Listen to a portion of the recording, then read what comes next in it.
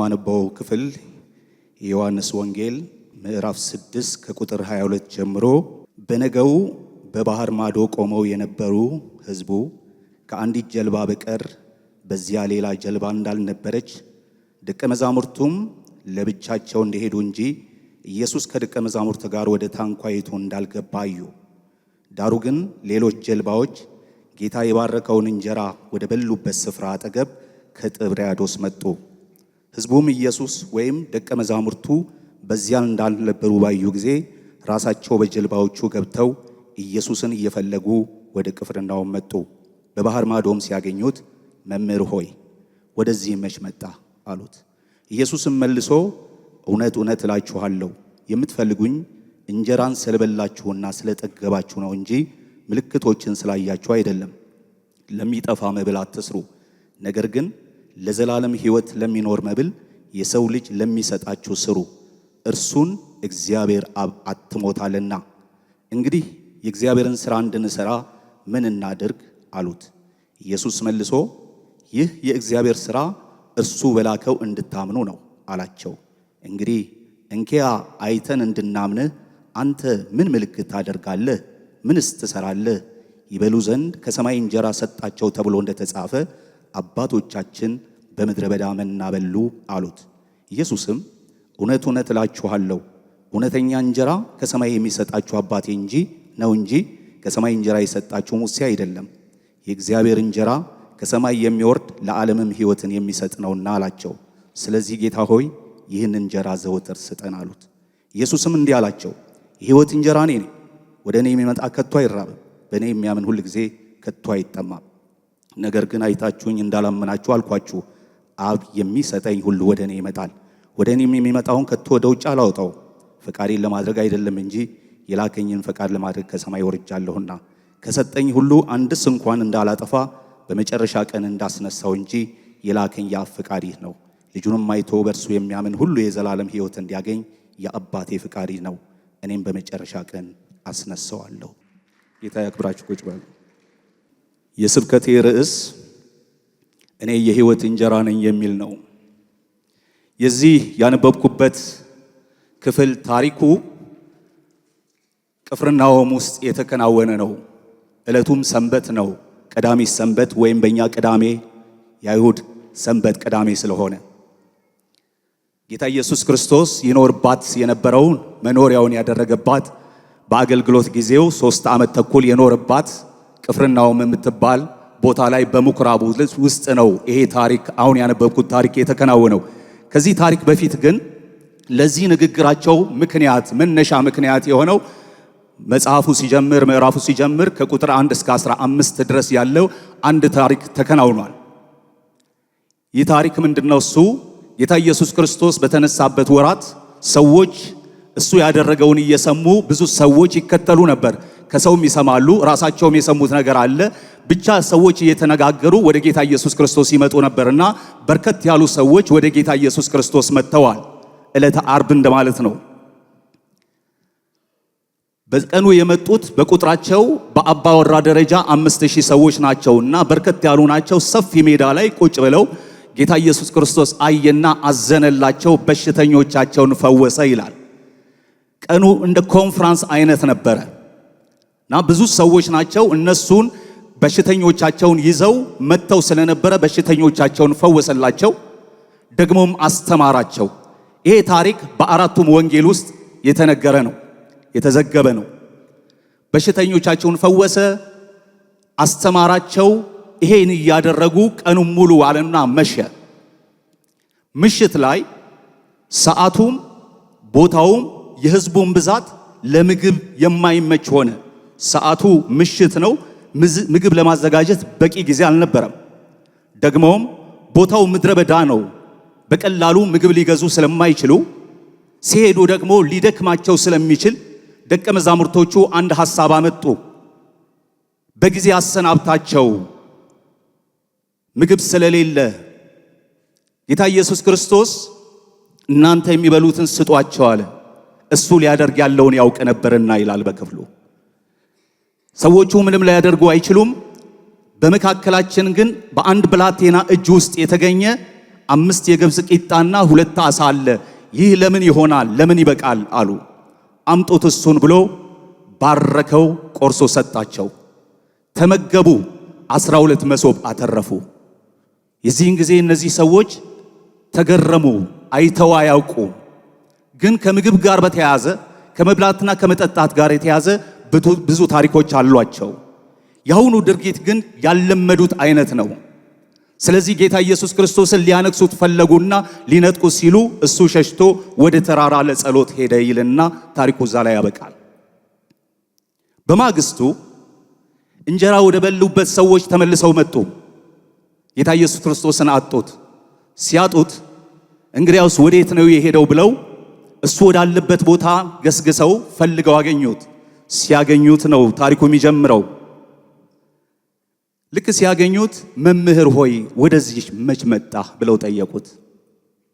ምክንያቱም በገሊላ ባህር አካባቢ ስለነበሩ ያገኙት ጥብርያዶስ ላይ ስለነበረ መጀመሪያ፣ አሁን ያለው ገሊላ አካባቢ ስለነበረ በምን ሰዓት ሄደ? ምሽት ላይ ሲሄዱ የነበሩት በባህር ላይ የሄዱት የሚያውቁት ደቀ መዛሙርቱ ናቸው። እሱ ግን አልሄደም። በዛ ደግሞ ከአንዲት ጀልባ በስተቀር ማለዳ ላይ ከመጡት ውጪ ምሽት ላይ ጀልባ አልነበረም። ስለዚህ መቼ ነው የመጣው? ቤት በኩል ነው ሄደው። ሌሊት ላይ የተከናወነውን ድርጊት አያውቁትም። እኔም እሱ ታሪክ ላይ አይደለም ማጠንጠን እንፈልገው። ብቻ ሲያገኙት ጥያቄ ጠየቁት። መች መጣ? መቼ እንደመጣ አይደለም እሱ የመለሰላቸው። የምትፈልጉኝ እንጀራን ስለበላችሁና ስለጠገባችሁ ነው እንጂ ምልክቶችን ስላያችሁ አይደለም። ለሚጠፋ መብል አትስሩ፣ ለዘላለም ለሚኖር ሕይወት ስሩ፣ እርሱን እግዚአብሔር አብ አትሞታልና ይላቸዋል። ክብር ለኢየሱስ ይሁን። ታዲያ በእርሱ በላከው እንድናምን ምን እናድርግ የሚል ጥያቄ ያነሳሉ። እንከስ አንተን እንድናምንህ አንተ ምን ምልክት ታደርጋለህ? ምንስ ትሰራለህ? ይበሉ ዘንድ ከሰማይ እንጀራ ሰጣቸው ተብሎ እንደተጻፈ አባቶቻችን በምድረ በዳ መና በሉ አሉት። ምንድነው እሱ? ይሄ ውስጠ ወይራው ምንድነው? ምን እያሉት ነው ጌታ ኢየሱስ ክርስቶስን? ከአንተ ይልቅ ትናንት ካደረከው ይልቅ ሙሴ ያደረገው በምድረ በዳ የሚበልጥ ነው። በአንተ እንድናምን ከፈለክ አንተ አንድ ምልክት አድርግ። ከምን የሚበልጥ? ከሙሴ የሚበልጥ። አባቶቻችን በምድረ በዳ 500,000 ሕዝብ 601,000 ሕዝብ ነው የሚለው መግቧል ሙሴ። አንተ ግን ትናንትና ምሽት ራስ ሰጥተናል። ልክ ነው። የሰጠህን ሰዎች ቁጥር በቤተሰብ ደረጃ ሲለካ 5,000 አባወራ ናቸው። ስለዚህ ሙሴ ካንተ ይበልጣል። አንተስ ምን የሚበልጥ ነገር ታደርጋለህ? በአንተን አይተን እንድናምን ከፈለግ። ሙሴ የመገበው አባቶቻችንን 40 ዓመት ነው። አንተ ግን አንድ ቀን ነው፣ አንድ ምሽት ነው። ሙሴ መና ነው ያወረደው፣ አንተ ግን ቤታችን ያለውን ምግብ ነው የሰጠህን። እሱ ሐሳብ ነው ከመልሱ ውስጥ የምናስተውለው። ስለዚህ ሙሴ ይበልጣል። አንተ የሚበልጥ ነገር ልታደርግ ይገባል። በአንተ እንድናምን አንተን እንድንከተል ከፈለግ የሚበልጥን ነገር ፈለጉ። ኢየሱስ እንደዚህ አላቸው፣ በመጀመሪያ መና የሰጣችሁ አባቴ እንጂ ሙሴ አይደለም። ይሄን አስተውሉ። እኔ የምሰጠው ሙሴ ለ1 ሚሊዮን ሕዝብ ሰጥቶ ሊሆን ይችላል። እኔ ግን ለዓለም ሁሉ የሚበቃ ምግብ አለኝ። አሜን ነው ወይ? ለሁላችን የሚበቃ ዓለም ከተፈጠረ ጀምሮ ከአዳም ጀምሮ እስከ መጨረሻው ሰው በአሁን ስሌት እንኳን ሲለካ ለ8.2 ቢሊዮን ሕዝብ የሚበቃ ጌታ እንጀራ አለው። ራሱ የሕይወት እንጀራ ነው። ኢየሱስ በቂ ነው። ከበቂ በላይ ነው። ኢየሱስ ስሙ ይባረክ። እኔ የምሰጠው ሙሴ ለ40 ቀን ነው የሰጠው። እኔ ግን የምሰጠው ለዘላለም ነው። የሕይወት እንጀራ የሆነው ጌታ ኢየሱስ ክርስቶስ የዘላለማችን ነው። የሙሴን እንጀራ ወይም መና የበሉ ሞተዋል። እግዚአብሔር እንጀራ የሚበላ ግን ለዘላለም ይኖራል። ይሄንን መልስ ሲመልስላቸው ረሃብና ጥማታቸው ተቀሰቀሰ። እንግዲያውስ ይህንን እንጀራ ዘወትር ስጠን አሉት። ምንም ይሆን ለሁሉም ይበቃ ከሆነ ለዘላለም ከሆነ በሕይወት የሚያኖር ከሆነ ምን አንከራተተን? ስጠን። ሳምራዊቷን ሴት ያስታውሰናል። ጌታ ሆይ እንዳልጠማ ይህን ውሃ ስጠኝ እንዳለችው። እንደ አጠቃላይ እስራኤል እንደ አገር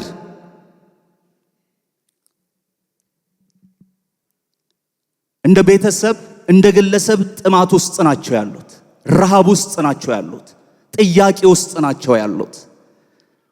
የመጀመሪያው ነጥቤ የሕይወት እንጀራ እኔ ነኝ፣ ወደ እኔ የሚመጣ ከቶ አይራብም፣ በእኔ የሚያምን ሁል ጊዜ ከቶ አይጠማም ይላል። በዚህ ክፍል ውስጥ አባባል አይደለም፣ ከአባባል የሚያልፍ ነው። እንዳልኳችሁ እንደ አገር፣ እንደ ሕዝብ፣ እንደ ቤተሰብ፣ እንደ ግለሰብ ሰዎች በጥማት ውስጥ ይኖራሉ። በእርግጥ እስራኤል የምግብ ረሃብተኛ ነበረች ወይ ብለን ልንጠይቅ ይገባል። የምግብ ችግር ነበረባቸው ወይ? ረሃባቸው አንገብግቦት አስቸግሮት አሳስቦት ነው ወይ ትናንትና ምሽት እራት የመገባቸው? በፍጹም። ቦታው ምድረ በዳ፣ ሰዓቱ የማይመች ለመስተንግዶ የማይመች ቁጥር ስለነበረ በምሽት ቢልካቸው ወደ ቤታቸው ሲሄዱ በመንገድ ደክመው እንዳይወድቁ እንጂ በቤታቸው እጥረት የምግብ እጥረት ስለነበረ አይደለም። እንዳይወድቁ አዝኖላቸው ሰጣቸው ይላል። እዛ ክፍል ላይ አዘነላቸው የሚል እረኛ እንደሌላቸው ስላየ እንጂ ምግብ ስላልነበራቸው አይደለም ያዘነላቸው። እስራኤል በየትኛውም ዘመን የምግብ ችግር አልነበረባትም። በባቢሎን ምርኮ በነበረች ጊዜ፣ ከዛም በፊት በግብጽ በነበሩ ጊዜ ለ400 ዓመት በሚገዙበት ምድር ላይ የምግብ ችግር አልነበረባቸውም። ባሪያዎች ሆነው ጠግበው የሚያድሩ ሰዎች ነበሩ። 40 ዓመት በምድረ በዳ ሲራመዱ ይሄ መና ሰለቸን ባሉበት ሰዓት ሲናገሩ ወደ ኋላ የሚያስታውሷቸው የምግብ ዝርዝሮች ነበሯቸው። በግብጽ በነበረን ጊዜ በጢው፣ ሽንኩርቱ፣ ዱባው ምናምን የሚሉት ነገር ምን ያህል እንደሚያጓጓ ባላውቅም ግን የምግብ ችግር አልነበረባቸው። በባቢሎናውያን በተወሰዱ ጊዜ ለ70 ዓመትም ተመሳሳይ ችግር አልነበረባቸውም። ባሪያዎች ሆኖ 70 ዓመት በሚገዙበት ምድር ላይም የምግብ ምርጫ እንጂ የምግብ ችግር አልነበረባቸው። ምንድነው ታዲያ ጥማታቸው? እስራኤላውያኖች ምንድነው ረሃባቸው? ምንድነው የሚያንከራተታቸው? አሁን ደግሞ ጌታ ኢየሱስ ክርስቶስ ሲያናገራቸው ላለፉት 100 ዓመታት አካባቢ በሮማውያን ቀኝ ግዛት ውስጥ በገቡበት ጊዜ አሁንም የምግብ ችግር አልነበረባቸውም። እስራኤላውያኖች እንደ አገር በብሔራዊ ደረጃ 7 ክብረ በዓሎች ያከብራሉ። በእነዚህ ክብረ በዓሎች ወቅቶች ለ93 ቀን ያህል የሮም መንግስት ምግብና መጠጥ በነፃ ያቀርብላቸዋል። ቤታቸው ከሚበሉት ውጪ በዓመት ውስጥ ቁጠሩት 93 ቀን።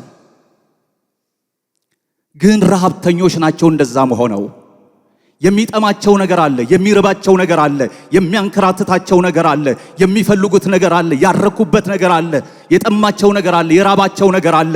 ምንድነው እሱ?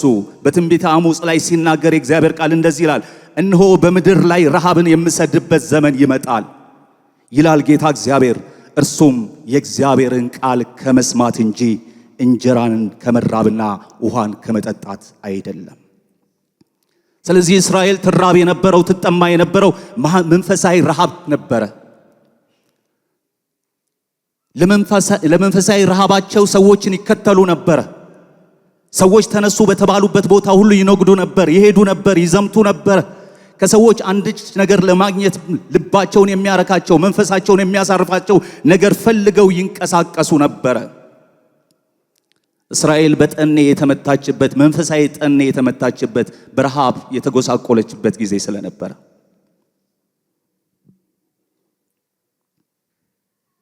ተነሱ፣ ተቀቡ የሚባሉ ሰዎችን መከተል ልማዷ ነበረ።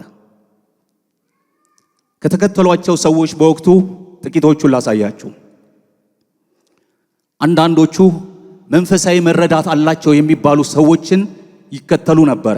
ለምሳሌ ሐዋርያ ሥራ ምዕራፍ 5 ላይ ወደ ኋላ ታሪኩን አስቦ ገማልያ የተናገረለት አንድ ሰው አለ፣ ቴዎዳስ የሚባል። ይህ ሰው እኔ ታላቅ ነኝ ብሎ ተነስቶ ነበረ። 400 ያህል ሰዎች ተከትለውታል። መንፈሳዊ ረሃባቸውን ለማስታገስ ብለው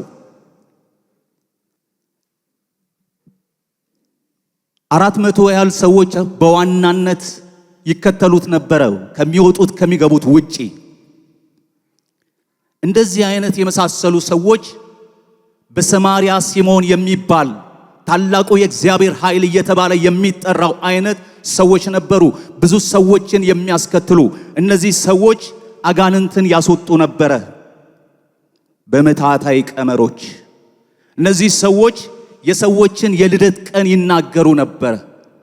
እነዚህ ሰዎች በሰዎች ሕይወት ውስጥ መጻኢ ሕይወታቸው ላይ ይተነብዩ ነበር። ስለዚህ ከእግዚአብሔር የተቀቡ ናቸው ተብለው ይታሰባሉ፣ ይታመናሉ፣ ሰዎች ይከተሏቸዋል። በዛ 400 ዓመት ግን እግዚአብሔር ዝም ብሏል። በረሃብ ውስጥ ነው ያሉት፣ በጥማት ውስጥ ነው ያሉት። እግዚአብሔር አይናገርም። እግዚአብሔር ዝም ያለበት ግን ስራውን እየሰራበት ያለበት ጊዜ ነው። በዚህ ጊዜ ውስጥ ግን ብዙ ሰዎች፣ ብዙ ጎራዎች ተነስተዋል። ለሕዝበ እስራኤል የሚያስተምሩ፣ የሚመክሩ፣ የሚገስጹ ከራሳቸው ከልባቸው ከአይምሯቸው ከዓለም ከሲስተም የሚያመጡትን እነዚህን ሰዎች እየተከተሉ ይነጉዳሉ፣ ይሄዳሉ። ስም ይሰጧቸዋል ታላቅ ብለው፣ የእግዚአብሔር ኃይል ብለው። የተነሱ ሰዎችን መከተል ልማዳቸው ነው። መተው ይነግሯቸዋል። እንዲህ አይነት እኮ ሰው ተነሳ። ምን ስምህን ይነግርሃል። የተወለድክበትን ቀን ሳይቀር ሰፈሩን ሳይቀር የሚናገር ሰው ተነስቷል። ግር ብለው ይሄዳሉ። ይሄን ነበር የሚያደርጉት እነ ሲሞን። ይሄን ነበር እነ ቴዎዶስ የሚያደርጉት። ብዙ ሰዎችን አሸፍተዋል። ገማልያ ሲናገር እነዚህን ሰዎች ጋር አትታገሉ፣ ምናልባት ከእግዚአብሔር ጋር ስትታገሉ ራሳችሁን እንዳታገኙ። ከዚህ በፊት አንድ ሰው ተነስቶ ነበር ታዲዮስ የሚባል። እሱ ብዙዎችን ታላቅ ነኝ ብሎ አስከትሎ ነበረ። ነገር ግን እሱም ጠፋ፣ ሰዎቹም አብረው ጠፉ ብሏል። የገሊላው ስምዖን ብሎ ሌላ ሰው ጠቅሷል። አንድ የፖለቲከኛ ሰው፣ ሰዎችን ያስከተለ ያሸፈተ ሰው ሁሉ የሚከተለው የነበረ። ሌሎች ደግሞ ተነስተዋል፣ ጸሐፍት የሚባሉ በባቢሎን ዘመን የተነሱ ሰዎች የእግዚአብሔርን ቃል ይጽፉ የነበሩ። በዛ ውስጥ ግን አስተማሪዎች ተገልጠዋል። ቃሉን የሚተረትሩ፣ የሚያብራሩ፣ የሚተረጉሙ፣ ቶራው ላይ ትኩረት የሚያደርጉ፣ ሕዝበ እስራኤልን የሚያስተምሩ ሰዎች ተነስተው ነበረ። እግዚአብሔር ዝም ባለበት ዘመን እነሱ የራሳቸውን ነገር አንስተው ለሰዎች መመሪያ ይሰጡ ነበረ። ጉዳዩ ከቃል ጋር የተያዘ ብቻ ነው፣ ትኩረታችን ቃሉ ላይ ነው የሚሉ ሰዎች ናቸው። እነዚህም ጌታን ይከተላሉ፣ ሰዎችንም ያስከትላሉ። ጌታ ኢየሱስ ክርስቶስ በዮሐንስ ወንጌል ምዕራፍ ወደ ኋላ ተመልሰን እንደዚህ ይላል፣ እናንተ በመጻሕፍት የዘላለም ሕይወት እንዳላችሁ ይመስላችኋልና እነርሱን ትመረምራላችሁ፣ እነርሱም ስለኔ የሚመሰክሩ ናቸው። ነገር ግን ሕይወት እንዲሆንላችሁ ወደ እኔ ልትመጡ አትወዱም ይላቸዋል። እነዚህ ጸሐፍት ናቸው፣ አስተማሪዎች ናቸው፣ ቃሉን የሚተረትሩ ናቸው፣ የሚያብራሩ ናቸው። እንደዚህ አይነት ሰዎችን ደግሞ የሚከተሉ ሰዎች ነበሩ። አንድ ሰው ተነሳ ሲባል ይሄዳሉ። ምንድነው ሲናገር ልነግርህ አልችልም ይላል። አፍ ያስከፍታሉ። የቃላት ቅንበራቸው የተለየ ነው። መመሪያ ያወጣሉ። ሶስቱ የህይወት ስኬቶች የዛሬው ትምህርታችን ይላል ለህዝቡ። የብልጽግና ቁልፎች እንደዚህ አይነት ትምህርቶች ነበሯቸው፣ በዛሬው ቋንቋ ሲነገር ማለት ነው። ሌሎች ነበሩ። በዚህ በ400 ዓመት ጊዜው በጨለማው ጊዜ ለሶስት የተከፈሉ ፈሪሳውያን፣ ሰዱቃውያን፣ ኢሴንሶች የሚባሉ እነዚህ ደግሞ የተለዩ ናቸው። በረሃ የገቡ ናቸው። እኛ ሰው የሚበላውን አንበላም፣ ሰው የሚለብሰውን አንለብስም፣ ሰው በሚኖርበት አካባቢ አንኖርም ብለው ራሳቸውን በረሃ ላይ ያስቀመጡ ብህትናን የሚለማመዱ ከነሱ ውስጥም አስተማሪዎች ነበሩ የተነሱ በየዘመናቱ። እነሱንም ግር ብለው የሚከተሉ ሰዎች ነበሩ። አንዱ መጥምቁ ዮሐንስ ነው። ስለሱ ሰዎች ሲናገሩ እንደምታውቀው መጽሐፍ ቅዱስ ላይ እንደምናውቀው ታሪኩን ሲናገር ደፋር ነው። ማንንም አይፈራም። ለነገስታት ልክ ልካቸውን ይነግራል። ለሕዝቡ ይገስጻል፣ ያስተምራል። እሱንም ሰዎች ተከትለውት ሄደዋል። እሱ ግን ወደ ክርስቶስ ኢየሱስ ጠቆመ። ክብር ለኢየሱስ ይሁን። እንዲህ ያሉ ብዙ ሰዎች ተነስተዋል። አሁን ደግሞ አንድ ሰው ተገኘ፣ ኢየሱስ የሚባል ለነሱ ሰው ብቻ የሆነ ለነሱ አምላክ ያልሆነ ለነሱ ግን ታሪክ የሚሰራ በነሱ የሚፈልጉትን ነገር የሚያደርግ የጎደላቸውን የሚሞላ አንድ ሰው ተነሳ። ስለዚህ ሊከተሉት ወደዱ፣ መጡ። ትናንትና 5000 ሰው መግቧል። ግን አንድ የተለየ ነገር ከሙሴ አድርጓል። የሙሴን እንጀራ መና የወረደላቸው ሰዎች ከበሉ በኋላ የዕለት ሰብስበው በማግስቱ አይገኝም። ፍሪጅ ብታስቀምጡት ይበላሻል፣ ኤክስፓየርድ ያደርጋል። የጌታ ግን እንደሱ አይደለም።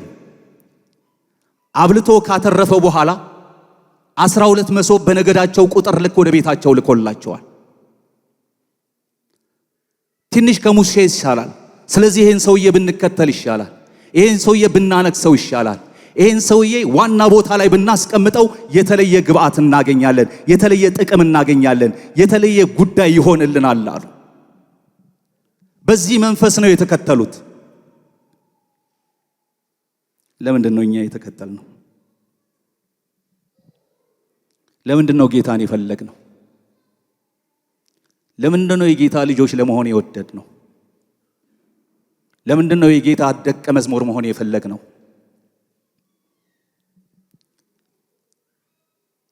ጭምጭምታም ሰምተዋል።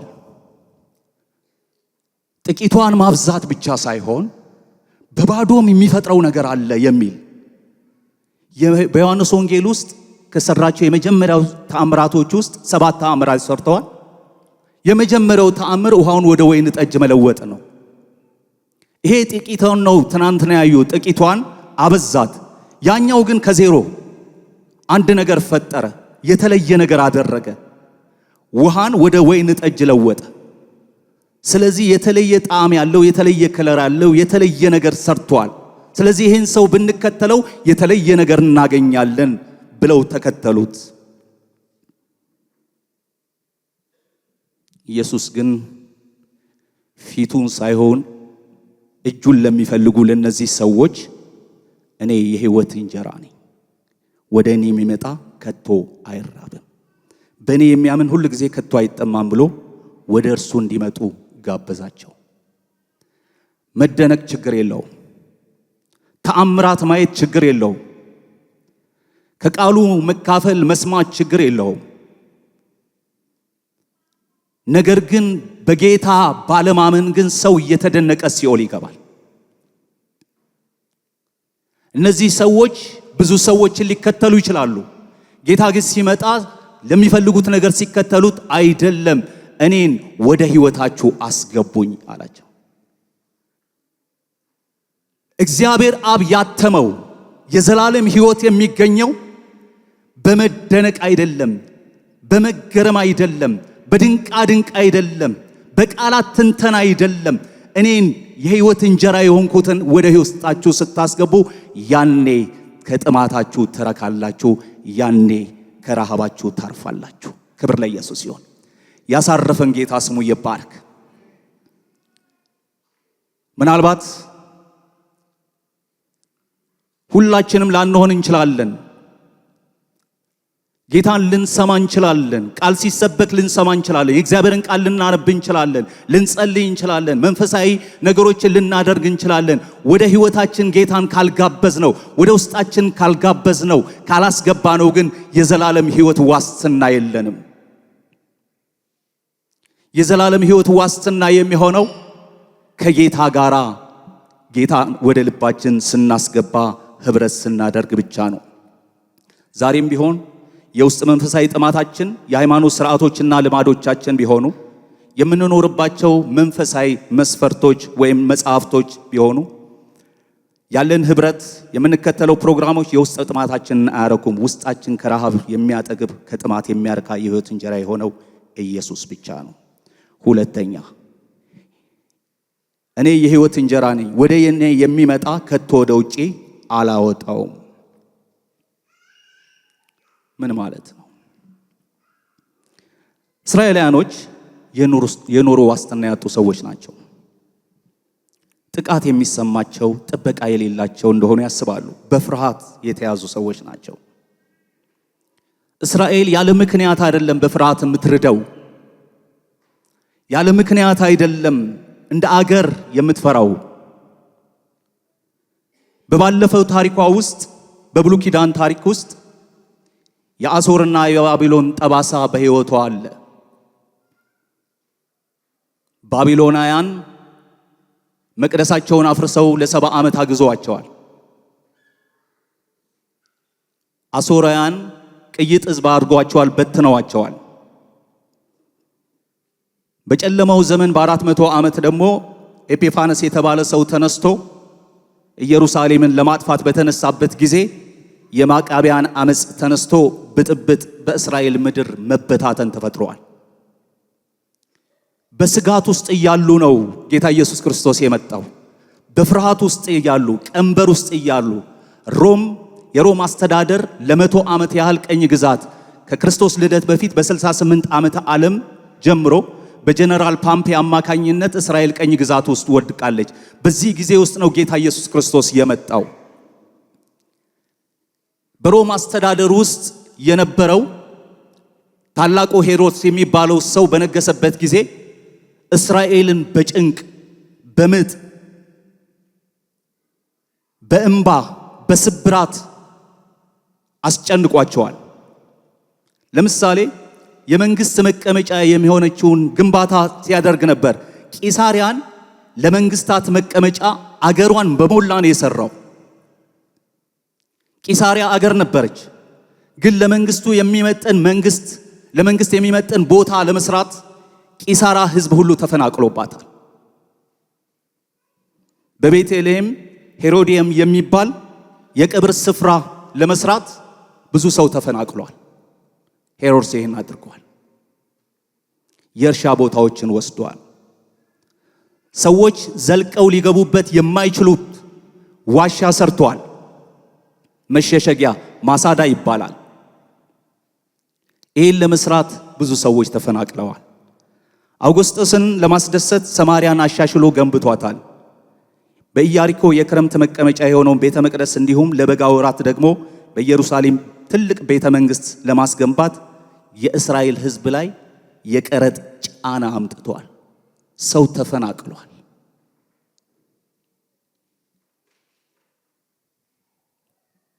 ሰው አዝኗል። ሰው ምድሪቷን ረግሟል። ሰው አልቅሷል። ሰው ከቀየው ተፈናቅሏል። የሮም አስተዳደር ይህን አድርጓል። በዚህ ጫና ውስጥ እያሉ፣ በዚህ ለቅሶ ውስጥ እያሉ፣ በዚህ ስብራት ውስጥ እያሉ ጌታ ኢየሱስ ክርስቶስ መጣ። ሲመጣ ሲከተሉት እንደዚህ ብለው ነው የተከተሉት። እስራኤልን ከሮማ አገዛዝ ነፃ ያወጣል ብለን ነው የተከተልነው ይላሉ የኤማውስ መንገደኞች። ከመጀመሪያ ቀን ጀምሮ እንዴት እንደተከተሉ፣ ለምን እንደተከተሉ ሲናገሩ በቃልም በስራም ብርቱ የሆነ ነብይ ነበር። ለራሱ ነው የሚሉት ለጌታ። እስራኤልን ከሮማ አገዛዝ ነፃ ያወጣል ብለን እንከተለው ነበር። እነሆ ከሞተ 3 ቀን ሆኖታል ብለውታል። ስለዚህ ጌታ ኢየሱስ ክርስቶስን ሲከተሉት የነበሩ ሰዎች ከዚህ ጫና፣ ከመንግስት ጫና ነፃ የሚያወጣቸው፣ ከስብራት ነፃ የሚያወጣቸው፣ ከቀረጥ ነፃ የሚያወጣቸው፣ ከድህነት ነፃ የሚያወጣቸው፣ ከመንግስት አገዛዝ ነፃ የሚያወጣቸውን ሰው ፈልገው ነው የሚከተሉት የነበረው። በስጋት ነው የሚኖሩት። በመጨረሻው ጌታ ኢየሱስ ክርስቶስ ሊሰቀል ባለበት ጊዜ የመጨረሻውን ተአምራት የሰራ ጊዜ አልዓዛርን ከሞት ባስነሳ ጊዜ እንደዚህ ብለዋል ፈሪሳውያን ተሰብስበው፣ ይህን ሰውዬ ዝም ብንለው የሮም ሰዎች መተው ሀገራችን ይወርሳሉ፣ ህዝባችንን ያግዛሉ። ስለዚህ ይህ ሰውዬ ቢሰቀል ይሻላል ብለዋል። ኮሽ ባለ ቁጥር የሚደነግጡ ናቸው፣ የሚረበሹ ናቸው። ግን በመዝሙሮቻቸው እግዚአብሔር ከተማን ካልጠበቀ ጠባቂ በከንቱ ይደክማል ይላል መዝሙረኛው። የሚኖሩት ሌላ ነው፣ የሚጠቅሱት ሌላ ነው፣ የሚዘምሩት ሌላ ነው፣ የሚኖሩት ሌላ ነው።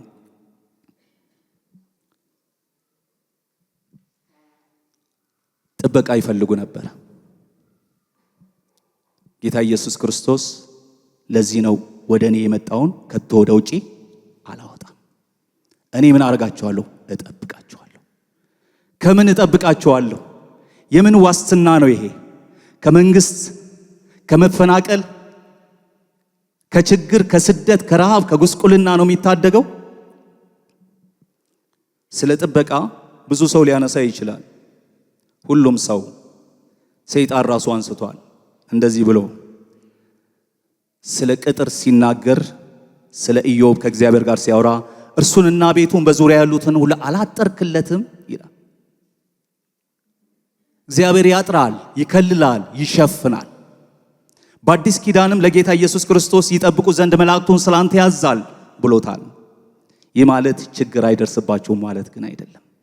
እግዚአብሔር ይጠብቃል፣ ይጠብቃል፣ ይጠብቃል፣ ይጠብቃል። ችግር ግን የለም ማለት አይደለም።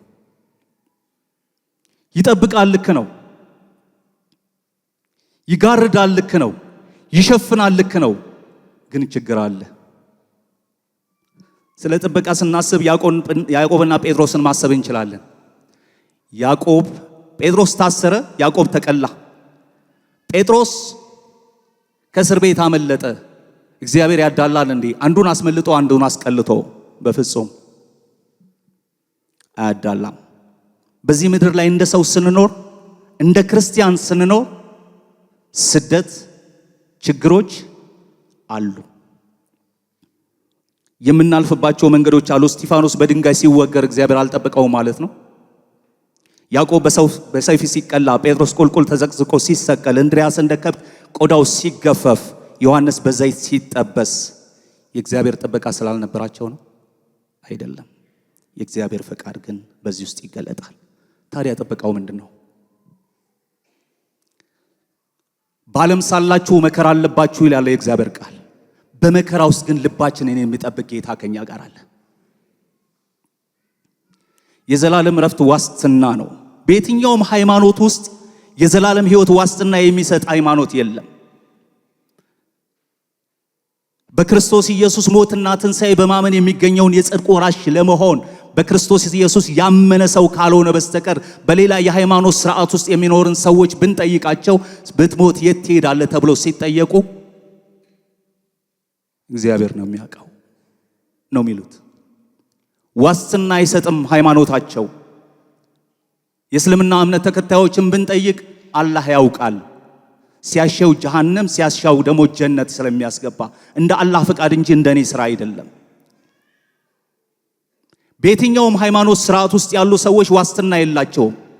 እኔና እናንተ ግን በጌታ በኢየሱስ ክርስቶስ ሞትና ትንሣኤ ያመንን ከእግዚአብሔር ጋር የታረቀን ሰዎች የዘላለም ሕይወት ዋስትና አለን። ክብር ለኢየሱስ ይሁን።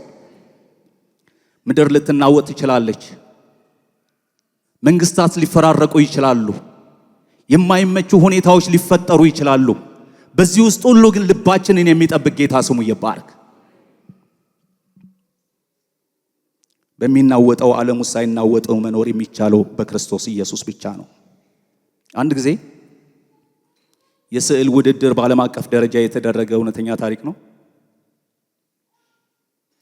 ሰላምን እንዲስሉ ሰዓሊዎች ርዕስ ተሰጣቸው፣ ሰላምን የሚገልጡበት።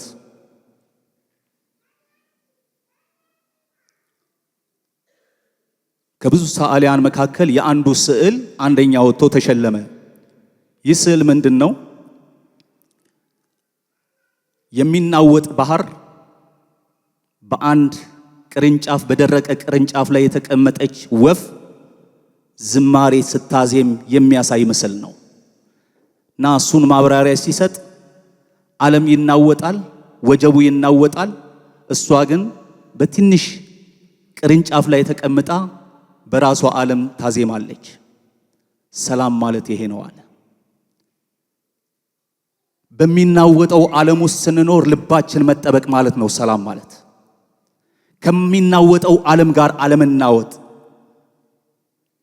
የሕይወት እንጀራ የሆነውን ኢየሱስ ክርስቶስ ወደ ሕይወታችን ስንጋብዝ በሚናወጠው ዓለም ውስጥ የማይናወጥ ሕይወት በመኖር እግዚአብሔርን እናከብራለን። ክብር ለኢየሱስ ይሁን። ሶስተኛው ነጥቤ እኔ የሕይወት እንጀራ ነኝ፣ እኔም በመጨረሻ ቀን አስነሳዋለሁ። ስለ መነሳት፣ ስለ ዳግም ምጽአት እስራኤላውያኖች እንደ አገር የሚያሳስባቸው ነገር ነበር። ክርስቶስ ኢየሱስ የተወለደው ወይም ክርስትና የተወለደው በሃይማኖት ስርዓት ባለው ወይም ደግሞ በግሪክና ሮማ አስተዳደር ውስጥ ነበሩ። በግሪክ ፍልስፍናና በሮማ አስተዳደር ውስጥ በግሪክ ፍልስፍና ውስጥ የሚያልፉ የሮማ አስተዳደሮች ነገስታቶቹ አንድ ትምህርት ነበራቸው በወቅቱ። ይህ ትምህርታቸው ነገስታት መንፈሳዊ ኃይል አላቸው ብለው ያምናሉም ያስተምራሉ። በሚገዟቸው አገሮች ሁሉ ላይ ይሄን ያውጃሉ።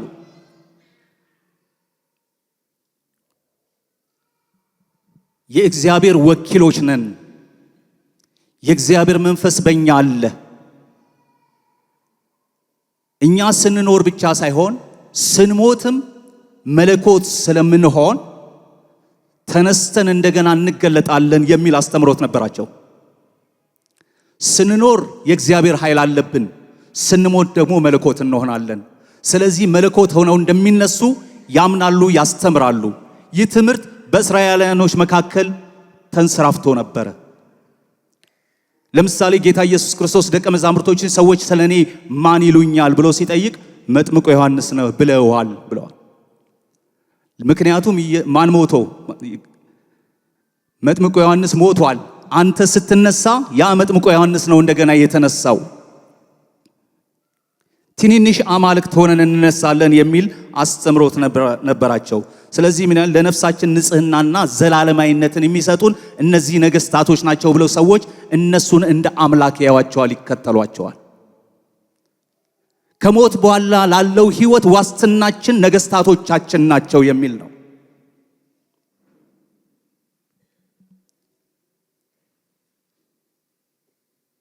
ህዝቡም ይህንን ሲከተል እናያለን። ፈሪሳውያኖች ደግሞ የራሳቸው አስተምሮት አላቸው። በትንሣኤ ሙታን ያምናሉ። ግን ትንሣኤ ሙታንን ሩቅ አድርገው ነው የሚያስቡት። ምክንያቱም ኢየሱስ ለነሱ አልተወለደም፣ አልተገለጠም። እስቲል ነው ገና የሚወለድ ነው። ሰዱቃውያኑ በዚህ አስተምሮታቸው በፍጹም መልአክ፣ መንፈስ፣ ህልም፣ ሞቶ መነሳት፣ ዘላለም የሚባል ነገር የለም፣ ምድርን እንወርሳለን የሚል አስተምሮት አላቸው። ህዝቡ በእነዚህ ነገሮች ተናውጧል። የትኛው ነው እውነተኛ ትምህርት? ይሄን የምንከተለውን እምነት አንተን ብንከተልህ ስለ ዘላለም ህይወት ዋስትና ትሰጠናለህ ወይ ነው። በጥያቄ ውስጥ ነው ያሉት።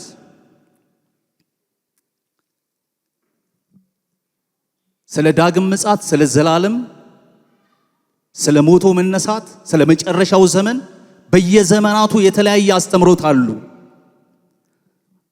አሁን እንኳን ወደ ምስራቅ ስንሄድ ሰዎች ሞተው ሲነሱ የተለያየ አካል ለብሰው እንደሚነሱ ያስተምራሉ። መልካም ሰው ከሆንክ መልካም ሆነ ትነሳለህ፣ የሆነ ጥሩ እንስሳ ሆነ ትነሳለህ የሚባል አስተምሮት አለ። ላም ሆነ ትነሳለህ። መጥፎ ሰው ከሆንክ ውሻ ሆነ ትወለዳለህ። አስተምሮቶች አሉ የሰዎችን ልብ የሚኮረኩሩ፣ ወደ ፈቀዱበት እንዲሄድ ሰዎች ወደ ልባቸው ሐሳብ እንዲያዘነብሉ የሚያደርጉ። ስለ ዘላለም ህይወት፣ ስለ ትንሣኤ፣ ስለ ዳግም ምጽአት መጽሐፍ ቅዱሳችን ምን ይለናል? መቼም እኔና እናንተን አንድ ነገር ያስማማናል። ጌታ ስፍራ ሊያዘጋጅልን ሄዷል። እውነት ውሸት? ስፍራም ባዘጋጀውላችሁ ጊዜ ተመልሼ መጥቼ ምን አርጋችኋለሁ? ምን አርጋችኋለሁ? ምን አርጋችኋለሁ? ምን አርጋችኋለሁ? ኢየሱስ ስሙ ይባረክ። ያስማማናል። እንደ መጽሐፍ ቅዱስ አስተምሮ አማኞች ከታላቁ መከራ ለመዳን ቤተ ክርስቲያን ትነጠቃለች። በክርስቶስ ኢየሱስ ሞትና ትንሣኤ ያመነ ክርስቶስ ኢየሱስን ወደ ሕይወታችን ያስገባል። በቀራንዮ መስቀል ላይ በሰራው ሥራ ነፍሱን ስለ ኃጢአት መስዋዕት አድርጎ ከሕያዋን ምድር በተወገደው ሞትን ድል አድርጎ በተነሳው በአርባኛው ቀን ባረገው አንድ ቀን በጻድቁና በኃጢአተኛው መካከል ሊፈርድ በሚመጣው በክርስቶስ ኢየሱስ ሞትና ትንሣኤ ስናምን ከእግዚአብሔር ጋር እንታረቃለን፣ የእግዚአብሔር ልጆች እንሆናለን፣ የእግዚአብሔር መንፈስ ያርፍብናል። ክብር ለኢየሱስ ይሁን። አንድ ቀን እንሄዳለን። ሁላችንም ሰዎች ነን፣ እንሞታለን። ከሞት በኋላ ሕይወት አለ። ክርስቶስ ኢየሱስ ይመጣል፣ በስውር ይመጣል። ቤተ ክርስቲያንን ሊነጥቅ። ቤተ ክርስቲያን ትነጠቃለች ከታላቁ መከራ ለመዳን። የበጉ ሰርግ ራት የዳንኤል ሱባኤ 70ኛው ሱባኤ ሲጀምር እኔና እናንተ በክርስቶስ ኢየሱስ ሞትና ትንሣኤ ያመንን ከእግዚአብሔር ጋር በአየር ላይ እንቆያለን። በዛ የበጉ ሰርግ ራት አለ፣ በዛ ሽልማት አለ። ከ7 ዓመት ቆይታ በኋላ እንደገና እግዚአብሔር በገሃድ ይመለሳል። ጌታ በመላእክቱ ታጅቦ በቅዱሳኑ ታጅቦ በብርሃን በመለከት በእምብልታ በክብር በጽድቅ በእውነት በብርሃን ጌታ ኢየሱስ ክርስቶስ ወደዚህ ምድር ይመጣል። ለ1000 ዓመት ይገዛል። ከ1000 ዓመት በኋላ ትንሣኤ ይሆናል። በሕይወት መዝገብ ላይ ስማቸው ያልተጻፉት ሰዎች ትንሣኤ ይሆናል። ይፈረድባቸዋል። ከ1000 ዓመት በኋላ ገሃነመ እሳት ይገለጣል። ሲኦል፣ ሞት፣ ሰይጣን ጭፍሮቹ ይጣላሉ። አዲስ ሰማይና አዲስ ምድር ከሰማይ ይገለጣል። ሞት የሌለበት፣ ሐዘን የሌለበት፣ ስደት የሌለበት ዘላለማዊ የሆነ ከሰማይ የሚመጣ የምናርፍበት በጉ ብርሃኗ የሚሆን ከሰማይ ይገለጣል። ኢየሱስ ስሙ ይባረክ። መጽሐፍ ቅዱሳችን ይህን ያስተምረናል። ራእይ መጽሐፍ ምዕራፍ 22 ቁጥር 3 እስከ 5 እንዲህ ይላል፣ ከእንግዲህ ወደ መርገም ከቶ አይሆንም። የእግዚአብሔርና የበጉ ዙፋን በእርሷ ውስጥ ይሆናሉ፣ ባሪያዎቹም ያመልኩታል፣ ፊቱንም ያያሉ፣ ስሙም በግንባሮቻቸው ይሆናል። ከእንግዲህ ወደ ሌሊት አይሆንም፣ ጌታ አምላክም በእነርሱ ላይ ያበራላቸዋልና የመብራት ብርሃንና የፀሐይ ብርሃን አያስፈልጋቸውም፣ ለዘላለም እስከ ዘላለም ይነግሣሉ። ከሰማይ የወረደ እንጀራ እኔ ነኝ ስላለ አጉረመረሙ። ደግሞም እንዲህ አላቸው፣ ሥጋዬን የሚበላ ደሜን የሚጠጣ በእኔ ይኖራል፣ እኔም በእርሱ እኖራለሁ። ይህ ትምህርት አስጨናቂ ነው። ስለዚህ ሰው መከተል የለመዱ መደነቅ ብቻ የሚፈልጉ የቃል መተርተር ብቻ የሚፈልጉ ሲናገር ልክ ልክ የሚናገሩ መንግስታትን የሚያስወግድላቸው ሰው ሲፈልጉ እሱ ግን መጣና ሥጋዬን ያልበላ ደሜን ያልጠጣ ሲል ይሄ አስጨናቂ ነው። ይሄ አዋኪ ነው። ይሄ አዋጭ አይደለም። ይሄ ደስ አያሰኝም። ስለዚህ ብለው ዞር አሉ። ወደ ደቀ መዛሙርቶቹ ዞር አለና እናንተ ልትሄዱ ትወዳላችሁን? ጴጥሮስ እንደዚህ አለ፣ ጌታ ሆይ ወደ ማን እንሄዳለን? አንተ የዘላለም ሕይወት ቃል አለ። እኛስ አንተ ክርስቶስ የሕያው እግዚአብሔር ልጅ እንደሆንክ አምነናል አውቀናልም። ክብር ለኢየሱስ ይሁን። ዛሬም የሕይወት እንጀራ ኢየሱስ ጽድቅ ለጠማው እርካታ፣ መንግስቱ ለራበው ጥጋብ ነው። ሰላም ለራቀው የሰላም ምንጭ፣ ዋስትና ላጣው ተስፋ ነው። ክብር ለኢየሱስ ይሁን። እንጸልያለን።